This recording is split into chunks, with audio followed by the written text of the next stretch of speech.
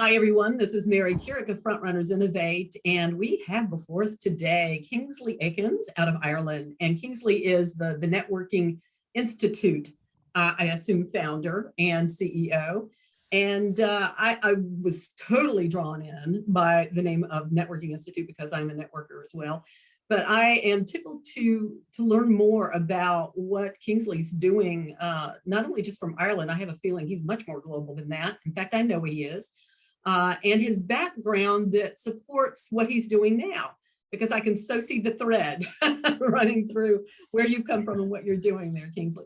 So we love bringing people who are doing great big things in really interesting and unique ways. And I can see that you're one of those really good examples of that, and wanted to bring your story forward and talk a little bit about what you're doing and where you're going with it. So I'm going to shut up and let you tell us a little bit about your background and how you got to the work that you're doing. Wow. So that's a great introduction. You know, they say over here, after an introduction like that, I can't wait to hear what I'm going to say. Yeah, it makes me sound like a whole hill of beans here. But here's the snapshot, Mary. I born in Ireland, educated in Ireland. And, you know, Ireland is a fantastic country, but it's a small island off the edge of Europe. And I was incredibly curious. So when I finished college, I headed off. I actually went and played rugby in France for a season. And I actually got beat up and I had to give up. But it was a bit of a different way of starting off in life in a career sense. Then I joined the Irish Trade Board and I got posted to Australia, and I spent nearly 10 years in Australia. That was wonderful. Sydney's fantastic, wonderful country, Australia. And then I met a guy who used to run the H.J. Heinz food company in the United States called Tony O'Reilly, really probably the most famous Irish business guy of his generation, wonderful man. And he was setting up an organization in America called the Ireland Funds, which is kind of a philanthropic foundation to support stuff in Ireland. And he set it up with another guy called Dan Rooney. And Dan Rooney owned the Pittsburgh Steelers, which is a football team in your beautiful country. Yeah. And the two of them, they actually had an idea. You're going to love this. They had an idea there was such a thing as an Irish empire, not built by military might or force of arms. Yeah. We haven't won a military victory since 1014. We beat the Danes in Clontarf, and we haven't. So our empire was built big because, you know, so many people left this country and, you know, went all around the world and of course became extraordinarily successful. So we have this kind of diaspora. We call it diaspora, kind of, you know, people have left the country and go elsewhere, but it's a really massive, powerful diaspora. And we sometimes say that there's a difference between the state and the nation, the state being lines on a map, and the nation being a global notion. So we have about 5 million people on this island, but our diaspora, people of Irish ancestry or affinity or heritage, that's about 70 million. So it's pretty massive around the world. So they had an idea, as I said, and that could we do for Ireland what the Jewish community in the United States did to help support their home country of Israel. Now, it was an unproven idea. But they started with a dinner, a black tie fundraising dinner on the Waldorf Astoria. I think you know the type of stuff that goes on in that world. The dinner was so incredibly unsuccessful. The only reason we had a second dinner a year later was to pay for the first dinner that we had, and it was a disaster. But it's gone on, that organization. It's raised over $700 million for projects in Ireland of peace, culture, charity. In fact, it's quite funny, that opening event. We had the slogan, peace, culture, charity, but because we were modeled a little bit on the UJA, the United Jewish Appeal, and what that community had done for Israel, our founder, who had a great sense of humor, said at that first dinner, he said, we're going to change our slogan. So it's not going to be peace, culture, charity. It's going to be look Irish, dress British, think Yiddish. And if you could get those three things in alignment, you might be onto something. And you know what? And you know what? They were right. Now, I was 21 years running that shop, and it was really an extraordinary experience. I moved to Boston, worked out of Boston, the organization grew throughout the US, then it grew in all sorts of countries. It's in 39 cities around the world. So that was a great experience. But of course, you know, the glue in all of this and in Australia was networking, was building strong and diverse networks. But here's what's curious, Mary. I mean, nobody teaches you had a network. Schools and colleges don't teach it. Companies don't have strategies for it. Everybody said it's really important. And yet, how are you meant to get into this stuff? So in a way, I realized going to different countries to survive and thrive, I needed to build a strong and diverse network. And that's where this all kind of came from. So now I've moved back to live in Ireland. I got a slatter of kids and married kind of late in life, and, decided to move back to this part of the world.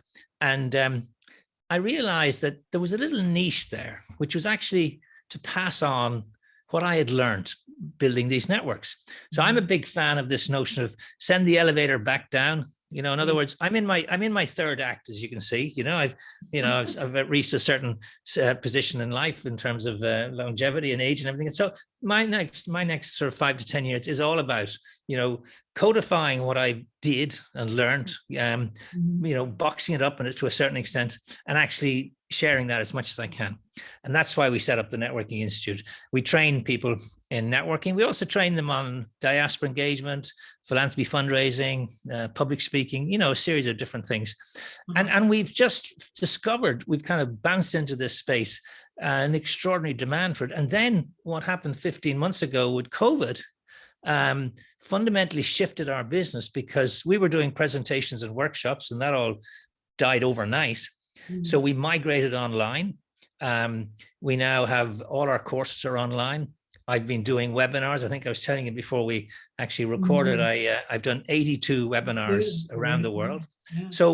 So although I must say I'm missing my, regular networking activities and presentations and workshops and all that kind of stuff, and I am struggling without all of that, I must say, at the same time, there's certain interesting benefits of this online connectivity, what we're doing right now. It's not geographically restricted. You can connect with anybody anywhere in the world at any time and for free. And I don't know about your business, but in my business, Mary, free is a very compelling price point. Yes, it is. Kind of works. Kind of works for me. So work, yes, it's very absolutely. So, and not only that, you're saving energy, you're saving time, you're saving money, you're saving carbon footprint. And in this whole process, and everybody's available because nobody's going anywhere. I keep getting people saying, are you around next week? Of course I'm around next week. I can't go anywhere. I'm restricted.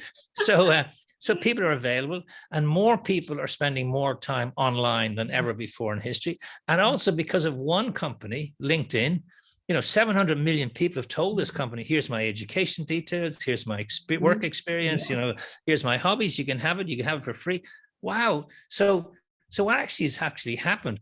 I've been able to develop a whole new tribe of supporters around the world, which I wouldn't have done had this not happened. Now, I know there's a lot of tragedy around COVID and a lot of people have suffered desperately, but it is interesting.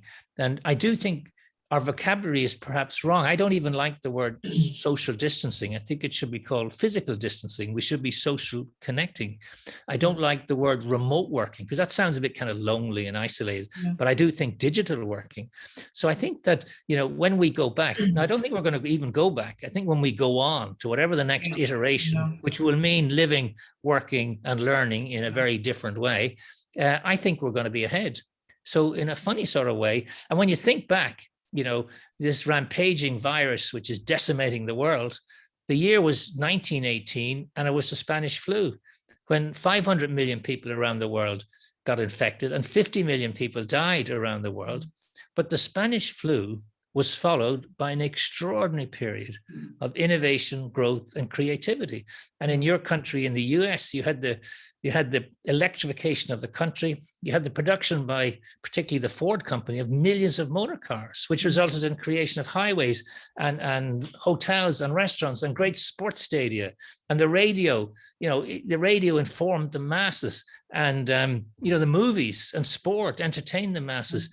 So you had this extraordinary surge, which led on to the Roaring '20s. So when I say to people here, I think we're going to have the same surge again, driven by the same things, which is technology and pent-up capital.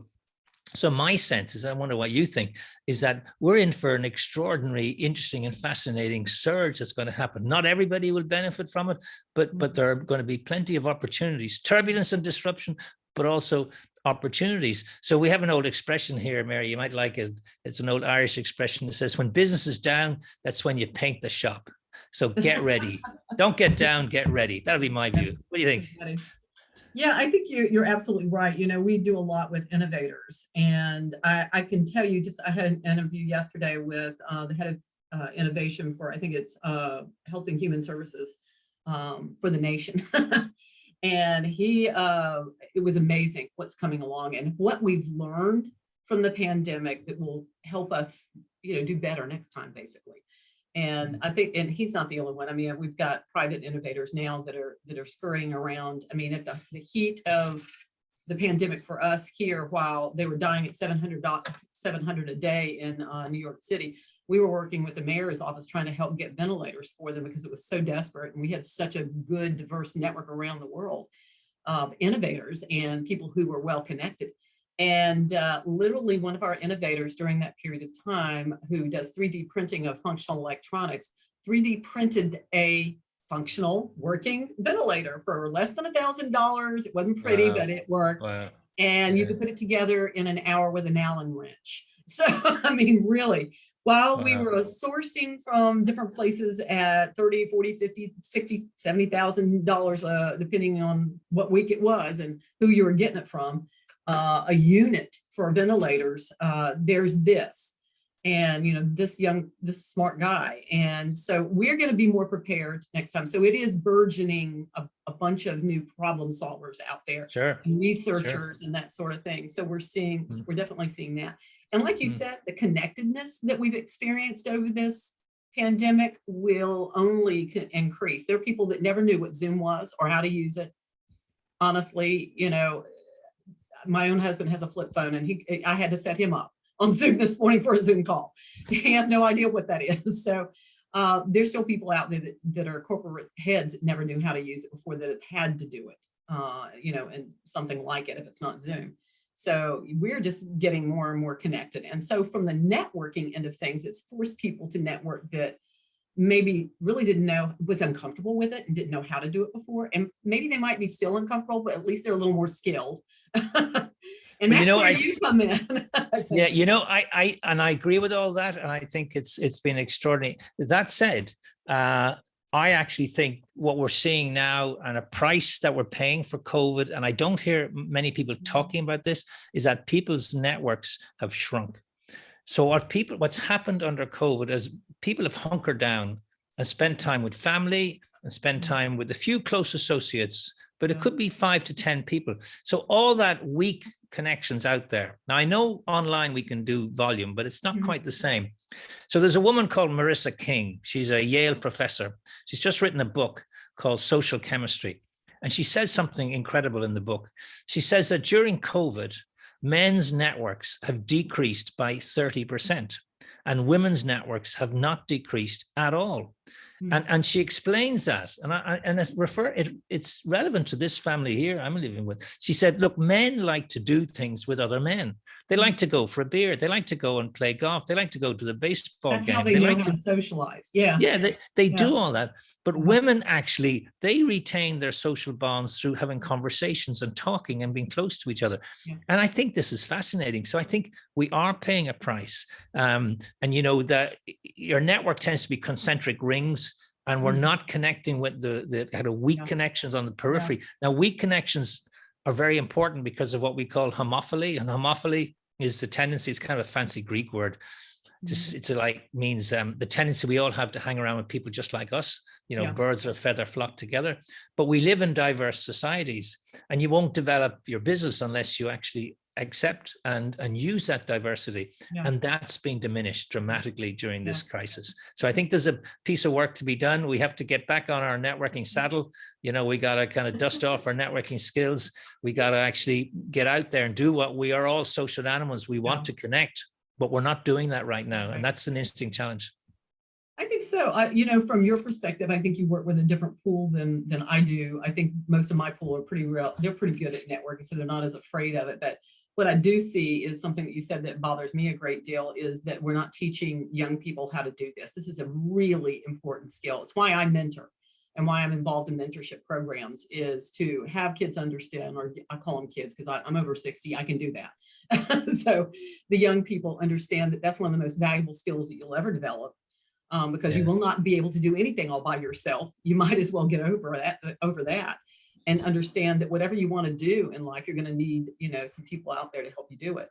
So, I'm all about the diversity training. I'm all about having them understand the courtesy and the way that you approach people. And there are several other pieces to the networking puzzle that I'm sure you have yours too. And I don't want to go into mine, but talk to me a little bit about what types of trainings that you offer through Networking Institute, and the global people that come to these, because you were talking about, Vietnam, and I don't know if it was Brazil and Nigeria and these Brazil different and Nigeria, countries. some of the trainings that you're doing. Tell us a little bit about those things so that we can understand and get a bigger picture of what you're doing. Yeah, well, and to pick up something you were just saying at the beginning of your conversation there, is that, technology is designed to bring us all together, but is actually in effect separating us, because we're all alone in front of a screen a lot of the time.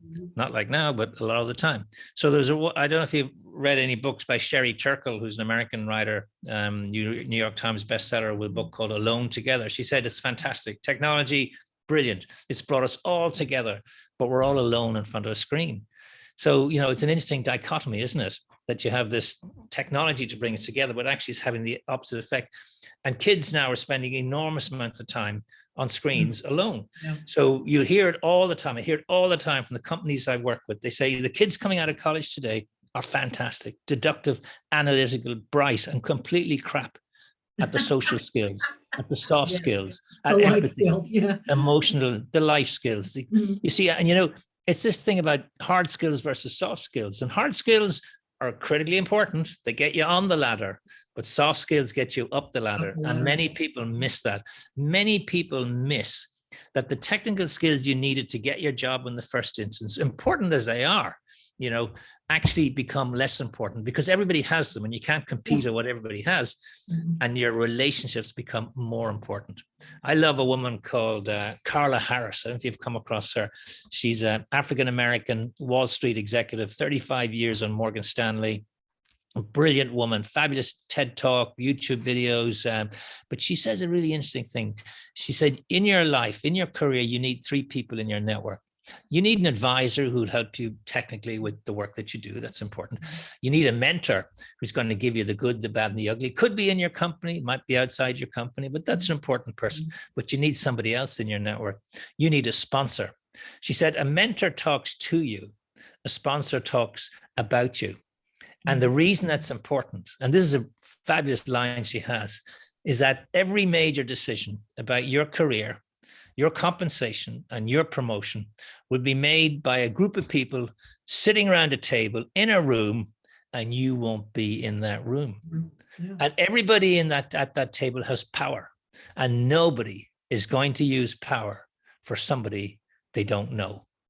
So basically what she's saying is, you need 2 currencies in your career, performance currency, but everybody's got that, that's at the minimum, it's mandatory, and relationship currency. And I think that's some of the lessons we need to learn. And these are lessons which aren't taught at school or college. If you go to school and college, and they're critically important, you get a grade, a mark, or a score. It's a metric, right? Then you go into the real life of business, and a whole series of things count, but can't be counted. Yeah. And they are those soft skills. Yeah. So when I'm watching what, LinkedIn are saying. 57% of senior managers LinkedIn say that soft skills are more important than hard skills. Deloitte Access Economics wrote a report saying that 2/3 of jobs by 2030 soft skills will be more important than hard skills. Google did a project called Project Oxygen. You can Google it and read about it to find out what are the skills that makes a leader in Google. And they discovered you need 8 skills. And the 8th and least important was technical ability. So, I think there's a growing realization that our educational structures are not really delivering this. I did some work last year for the National University of Singapore, which is the #1 university in Asia, number 20 in the world. And they have a center in the university called the Center for Future Ready Graduates. Don't you love the title? Because it says what the problem is. Yeah. So I think it's a really interesting thing that as technology becomes more and more, we call it VUCA, volatility, uncertainty, complexity, ambiguity. It's creating all of that kind of stuff. So we also need to go back to some of the old Dale Carnegie soft skills, which you could sum it up by what his great line is: people do business with people they like and trust. Yeah. This is Simple as not that. rocket science. Yeah, simple as that. I like it. The most complex problems, I think, are often solved with the simplest ideas behind them. Yeah. So you have, when did you found the Networking Institute? So when I came back here, I set up a company called Diaspora Matters, and I worked with lots of countries helping them in this area. And then I realized that really the key that makes everything happen is building strong and diverse networks, whether it's diaspora, whether it's career advancement, whatever it is the glue that makes everything happen. So about 2 years ago, I changed the name and called it the Networking Institute, and began to develop these courses, and then began to work with lots of corporates. So when you're drawing the people to you, about how many people have gone through some of the courses to this point? Well, as I said, I had 1,000 people from Nigeria last weekend. And, the thing about webinars, you can have huge numbers of people, or you can have 5 people. So, I would have done literally tens of thousands of people over the years. And sometimes I'd do a program with a bank or an accounting company where I might do 20 of these sessions, over like 2 weeks, 2-week intervals between them. So it varies. What I generally do with a company, I do a presentation for about 45, 50 minutes, Q&A for 10 or 20 minutes, get people excited and enthused about the topic. And then they go on in their own time, the online training program we have, and they do that on their telephone. And then I like to have a kind of a catch-up, wrap-up session a few weeks later, because what I'm trying to do is bring about behavior change. And that's about the hardest thing in the world, behavior change. You all know, trying to do diets or exercise. I mean, these are hard. Also, you have to take action, because if you don't take action, then quick as a flash, nothing happens. So, you have to take action on these things. And you can't learn to swim by reading a book. You actually got to get out and do this stuff. Yeah. So, we also have some really practical kind of things that everybody has to do. One of them is you have to audit your network. You have to ask yourself a brutal question. Is my network good enough for where I want to be in the next few years? What do I need to do now to get ready for a post-COVID networking world? And I have a network, but is it the right one? So the only way you can answer those questions is actually to audit your network, which means to kind of print it off and to really examine it. And when you do that, you'll discover a few things. You'll discover that you have a whole load of entries on your network you don't need. I don't need takeaway in Boston or dry cleaners in Sydney. I don't live there anymore. So you can clean up your network. You then discover that you've got some dormant entries. You got some great connections from the past, and you've let them slip. So what I did during the lockdown of COVID, every week I called one person I used to know really, really well, and I've lost touch with. I've done over 50 now. I've had fantastic reconnections with people, because I've reconnected where I left off. I didn't have to start again. And that's been wonderful. And then you'll realize, I've got some gaps in my network. I know nobody in aircraft leasing or reinsurance or whatever the areas are. So you can do that. And then you actually have to do another thing to your network. You have to actually segment your network. And I recommend you segment into 4 categories. And it's like a pyramid. At the bottom of the pyramid is a contact. And a contact is a name on your database and Outlook or whatever it is. And for the life of you, you can't remember who they were. You must have met them at a reception, on a flight, at a conference. So that's very, very weak. But moving up, you can have a connection. And a connection, is somebody that if you call them, they know who you were, and vice versa. So there's an element of familiarity. You're not doing anything, but you kind of know each other, and that's good. And then moving up again is a relationship. So you know each other, you're doing stuff together, you like each other. And then the key one, you trust each other. So we live in a world where trust is at its lowest level in recorded history. So trust is a pretty valuable thing. And then at the very top of the pyramid, I call it a friend. And I have people I work with are friends, and I have friends who are friends, but I don't have many in this category, because I define it as somebody you could call on their cell phone on a Sunday afternoon. And you wouldn't do that to many people. I mean, the sort of person you would talk to if you have a bit of a personal crisis. So I think there's a little bit of structure around this stuff, and there's 4 phases to building a network. There's that research phase. There's a cultivation phase, which is taking people on a journey. There's a solicitation where you want to ask people to do stuff, and asking is pretty powerful marketing tool we all have. And then there's kind of that stewardship period afterwards to make sure you retain it and back it up. Always a two-way street. Always a two-way street. I agree. So as you move forward, and this is all fantastic stuff. I wish it was like a college course now for everybody, but you have the Institute going. Where are you headed with this? I mean, we need to get you more out there, right? You're looking for investors. Tell me what type of affiliate programs that you're thinking about, because we talked about that a little bit beforehand. So if you'll just share a little bit with us about that, that will. Yeah, and you were chatting beforehand about a connection you had in Nigeria, and we had a couple of hours yesterday with the main management development body in Nigeria, with somebody who's put us in touch with them. And so we're looking to find people who will represent us in these different markets. We're in discussion in New Zealand, we're in discussion in Vancouver, we're in discussion in a number of different cities around the world. And we'd love to find either individuals or companies who'd say, yeah, we think there's a market here for that, and we'll come to some way of sharing the revenue from these things. And it will be, just opening doors and making sure that, and what we're talking about in Nigeria is probably something along the train the trainers kind of line, because I'll run out of time. And so that's the objective, is to nope, there's no networking institute in the world. And most academic institutions don't train on networking. Most companies don't have strategies for it. Most individuals have never had any training on it. So I think there's a bit of a gap there. And that's our objective now, is to spend the next 5 years or so really growing this. And it really doesn't matter what space you're headed into or what space you situate into. Networking is good for everybody, no matter who you are and what you're doing. To that end, what makes me think about, since we're talking about Africa, is maybe a university that I know that somebody has built in, say, the Gambia.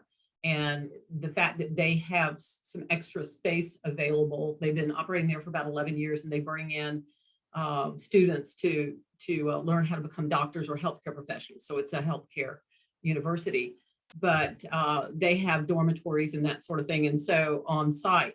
So thinking of how you could co-locate and do a rev share situation with a university that's already in place, already got the youth right there before they spin out and go to their whatever jobs that they're going to have. I see something like that being useful, maybe getting a start, because they're getting ready to place, to build another one in, they're hoping, Senegal, and they're going to start moving it around. And I really feel like, if you were able to connect with one, then you could certainly replicate and go wherever they go and be part of that. Yeah.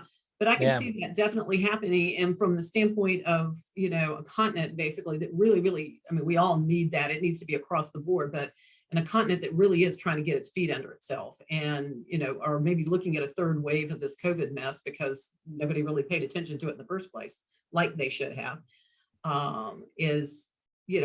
this could be the thing that kind of makes that university even stronger. You know what I mean? It makes that training even stronger. Yeah. So that could be a conversation to have for sure. And that gentleman actually lives in the United States, who's the chancellor of this operation. But and they use American curriculum there, so that it's it's coming from universities here that's going there, and they have also partnerships with other universities like Columbia.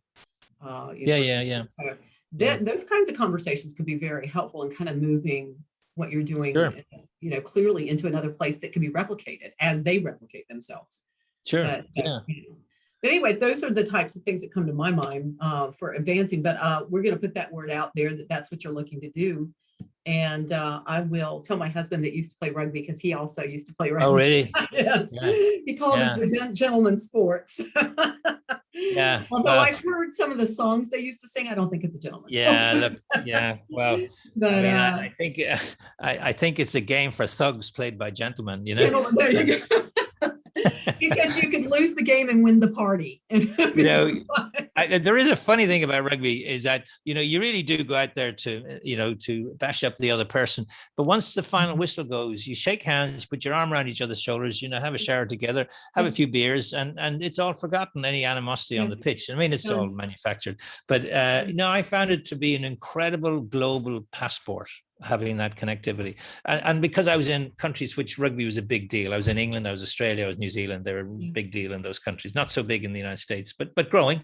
And I think, just finding that element of commonality, whatever, it could be rugby, it could be playing the violin or whatever it is, it just gives you a door opener in a way. And people are always so happy to pass on and make introductions to other rugby people around the world. It was great. Oh yeah, he runs into others every now and again. It's rare where we live, but he's from Buffalo, New York, so that's where he started his life with it. And is a big fan, always has been, of rugby and all kinds of sports. But we have a Rooney jersey on our wall over here. So Rooney jersey. Actually came through one of my network members, Jamie Balch, who he was a Olympic athlete out of Wales. And he's gone, because he knows all the athletes around, he had gotten into doing silent auctions. So he helped me get one of those for my husband. So it's good stuff. Anyway, I'm going to let you go. This has been awesome. We appreciate learning a little bit about you, how you're thinking about networking, how it gels up with what we do also, and where you want to go with all this. And because we think that, as people who connect for a living, and it's not just me, I have a whole biz dev team and 2 or 3 partners, we all think the same way and feel the same way. If we could just start training the next generation or two up to understand that this is going to be the most valuable thing that you can ever do in your life, along with other education. The greatest investor in the history of mankind is your American Warren Buffett. And Warren Buffett has one certificate on the wall of his office in Omaha, Nebraska, and it is the Dale Carnegie course that he did. And it's fascinating. He said, the most successful investment in the history of my career was when I invested in Dale Carnegie and I did one of his courses. And that was all about public speaking, all about confidence, all about networking. Fantastic. Well, it's interesting. I got a chance to interview his sister a long time ago, and because she never had kids, he gave her a bunch of money, and then she became what they call down here the Sunshine Lady. And so she adopted a lot of the same principles that he used with his, his philanthropy work. So, good stuff. This is excellent. We're going to be following you along and seeing how you're going, and let us know how more we can serve you. And I've got a few names, and we'll talk about that later. But thanks, Mary. And look, I appreciate it, Kingsley. This is just connect with me on LinkedIn. That's the way to connect. All right. Perfect. Okay. Thanks.